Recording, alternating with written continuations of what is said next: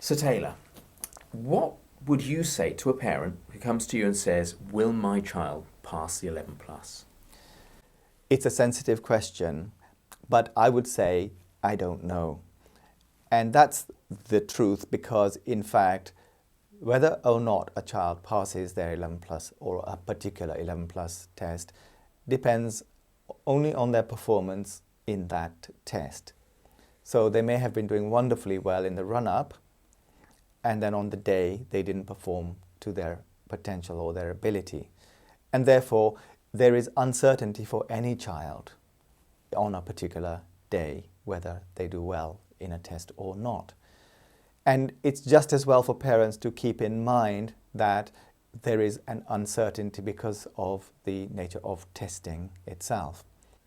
This also means that it's incumbent on parents not to feel or to allow their child to feel as if everything rides upon them passing a particular test, because there isn't certainty that they will, even though they've prepared very thoroughly and they may be very capable.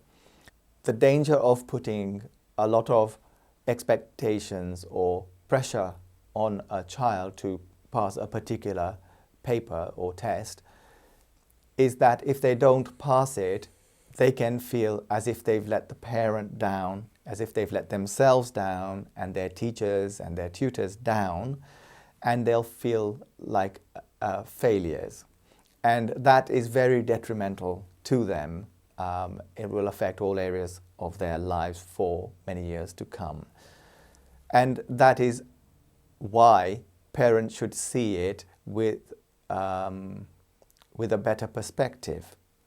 Regardless of the outcome of the 11 plus test, the majority of children who prepare for such a test have put in a lot of time and a lot of effort, and they've learned a lot in the process of preparing. So that means that regardless of what the outcome was of the test, whatever they've learned, they've got, and especially the life skills. And by life skills, what I mean is that they've learned facts and figures and skills, but they've also stimulated their joy of learning and sharpened up their reasoning skills. We try to encapsulate what we do in a vision statement which says that our vision is to enhance people's love of and skills in learning and reasoning. And we allow that vision to drive everything that we do, and the children reap the benefits of that.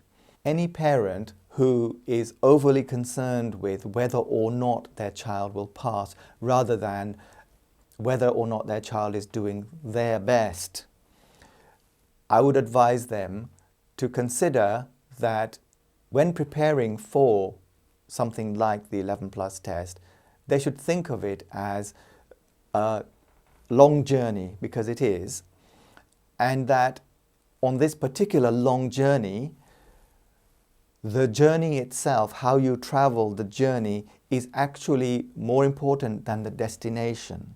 I would urge parents to remember that in the end, it's about the development of their child and their child fulfilling their potential.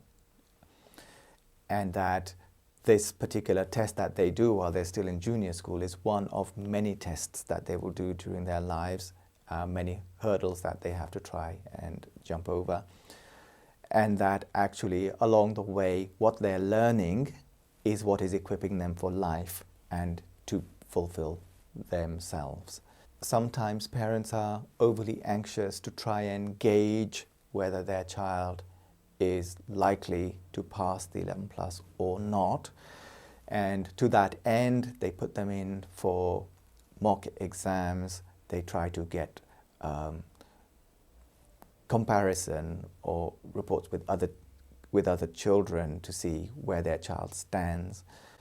I would think that those are not helpful things to do, because it won't change your child's best. If your child is already doing his or her best, they cannot do any more. And ultimately, whether or not a child gains access to a grammar school isn't going to depend on the result of any practice paper or any mock exam or any other comparison except the actual 11 plus test. And that is the only comparison that is relevant to whether or not a child passes.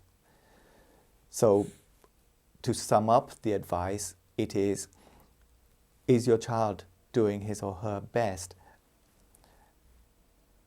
Are you identifying areas of weakness and addressing them the best way that you can?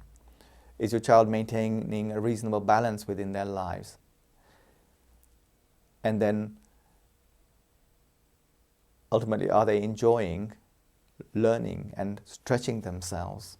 Because learning should always be a positive experience. Otherwise, it's doing a disservice to the child.